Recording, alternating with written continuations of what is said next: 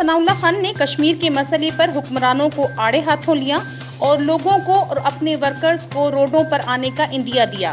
حکمران ٹولہ جو ہے یہ کشمیر کا بھی سودا کر چکا ہے اور پاکستان کی سالمیت کو بھی ان سے خطرہ ہے، اس لیے لوگ جو ہے وہ تیاری کریں، ہر مزدور نکلے، ہر صنعت کار نکلے، ہر دکاندار نکلے، مسلم لیگ کے ورکرز نکلے، عہدیدار نکلے، اور جب پارٹی فیصلہ کرے تو لوگ نکلیں اور اس حکومت جو ہے اس کو گھر بھیجیں، کیونکہ یہ ملک اور قوم کے لیے جو ہے وہ ندامت کا باعث ہے۔ ڈیل کی باتیں ہو رہی ہیں کہ نون لیگ سے ڈیل ہو رہی ہے، کوئی ڈیل نہیں ہو رہی، یہ صرف ابہام پھیلایا جا رہا ہے۔ کس بات کی ڈیل؟ یہ جو ظلم برداشت کرنے کے بعد ہم کس بات کی ڈیل کریں گے؟ یہ ظلم ہم اس لیے برداشت کر رہے ہیں، ڈیل کرنے کے لیے برداشت کر رہے ہیں۔ جیلوں میں جو یہ عزیزیں دے رہے ہیں اس کے لیے ہم ڈیل کریں گے، کوئی ڈیل نہیں کرے گا۔